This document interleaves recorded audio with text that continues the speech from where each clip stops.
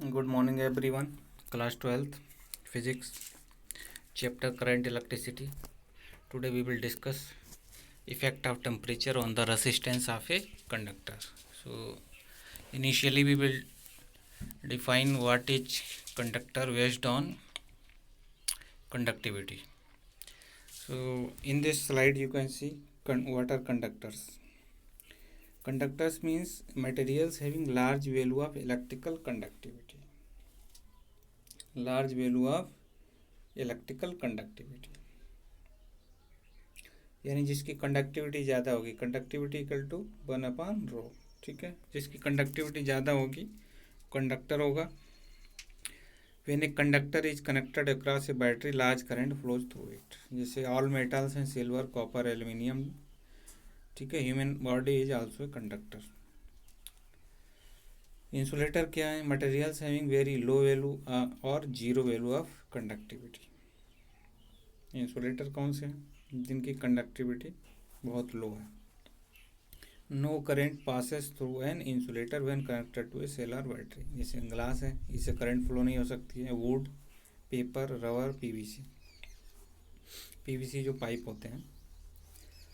Semiconductor क्या होते हैं? Materials having value of conductivity in between the conductors and insulators. मतलब जो ना कंडक्टर है ना इंसुलेटर है और उनकी कंडक्टिविटी जो है बहुत कम है। No current passes through a semiconductor at 0 kelvin. 0 kelvin पर उससे कोई करंट पास नहीं होती है। हाउएवर एट रूम टेम्परेचर, मतलब कुछ टेम्परेचर बढ़ने पर क्या होता है, उसमें कुछ फ्री इलेक्ट्रॉन जनरेट हो जाते हैं, तो उनको हम सेमी कंडक्टर बोलते हैं। Current passes through the semiconductor when connected across the cell. ठीक है, अबव 0 केल्विन, जैसे सिलिकॉन एंड जर्मेनियम।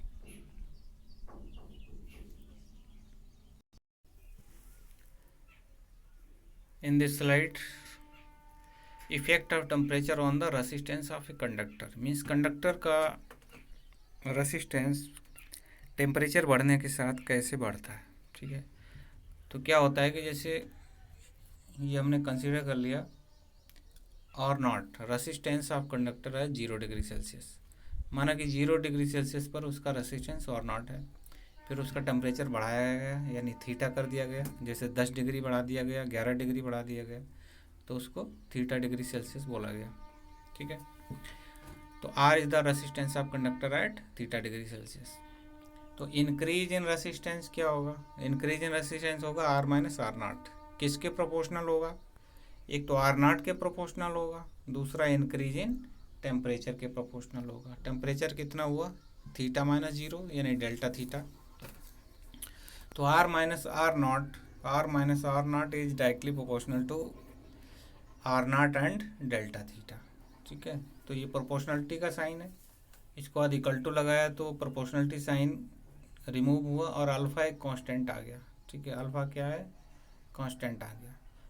तो ध्यान रखिए, ये अल्फ़ा है और प्रोपोर्शनलिटी का साइन ऐसा होता है, ये क्लोज होता है, और ये अल्फ़ा जो है ये थोड़ा ओपन होता है। तो R minus R naught proportional to R naught into delta theta. तो इसको आर इधर ले आए, आर नॉट इधर ले आए, आर नॉट कॉमन ले लिया। ठीक है, ये हो गया आर नॉट प्लस करके ये वाला टर्म, और उसमें आर नॉट कॉमन ले लिया। तो यहाँ क्या बचा? 1 प्लस अल्फ़ा डेल्टा थीटा। तो यहाँ से अल्फ़ा निकाला तो अल्फ़ा इक्वल टू क्या आ गया? यहाँ से सीधे अल्फ़ा निकाल लीजिए। अल्फ़ा हो गया R minus R naught upon R delta theta. तो अल्फ़ा को हम टेम्परेचर कोफिशिएंट बोलते हैं। अगली स्लाइड में देखते हैं।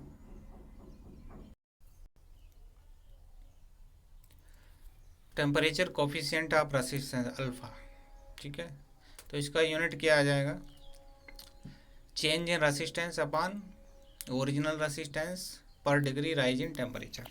ठीक है, तो चेंज इन रेसिस्टेंस वो भी ओम में ही आएगा, ओरिजिनल रेसिस्टेंस वो भी ओम में ही है। टेम्परेचर केल्विन में ले लिया या डिग्री सेल्सियस में। ठीक है, तो इसका यूनिट हो गया पर केल्विन या पर degree Celsius.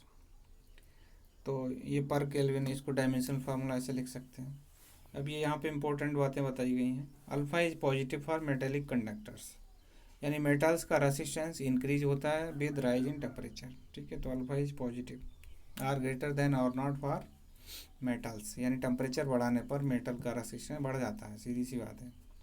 Alpha is negative for insulators and semi conductors, semiconductor और इंसुलेटर का टेम्परेचर बढ़ाने पर उसमें फ्री इलेक्ट्रॉन जनरेट हो जाते हैं, ठीक है, तो उनकी कंडक्टिविटी थोड़ी बढ़ जाती है। लेकिन मेटल्स में क्या होता है कि फिर इलेक्ट्रॉन ऑलरेडी बहुत ज़्यादा होते हैं और टेम्परेचर बढ़ने के साथ उनमें नंबर ऑफ कॉलिजन बढ़ जाता है, तो उससे क्या होता है, रिलैक्सेशन टाइम जो है वो घट जाता है।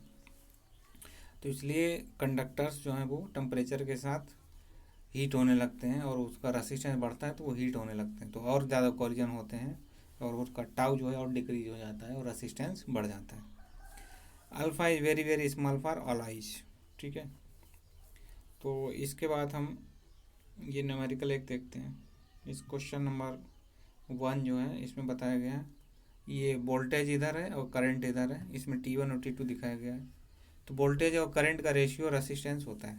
तो देखिए V/I अगर निकालेंगे तो इसमें V ज़्यादा आ रहा है T2 के लिए, तो T2 टेम्परेचर ज़्यादा है, तो T2 is greater than T1। Next इसमें ये न्यूमेरिकल है ये वाला, at what temperature would the resistance of a copper wire be doubled at resistance 0 degree Celsius. तो कॉपर के लिए अल्फ़ा दे रखा है, देखिए ये पर डिग्री सेल्सियस में, ठीक है। तो रेसिस्टेंस 2 गुना हो जाता है किस टेम्परेचर पर, ठीक है।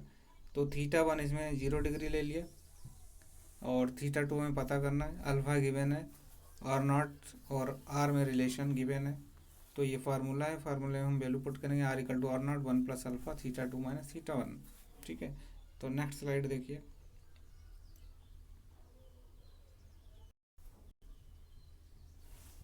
तो इसमें देखिए फार्मूला हमारा क्या था, R=R0 1 + अल्फ़ा θ2 - θ1। तो R कितना हो जाता है, 2R0 हो जाता है, ठीक। 1 + अल्फ़ा की वैल्यू है θ2 - θ1 0 है, ठीक है। इसको सॉल्व कर लिया तो 256 डिग्री सेल्सियस आया। तो resistance of a copper 256 degree Celsius पर 2 गुना हो जाएगा, ये इसका कंक्लूजन है। इस तरीके का न्यूमेरिकल 1 या 2 मार्क्स में आ जाता है कभी कभी, तो इस फार्मूले को याद कर लीजिए सही से और समझ लीजिए।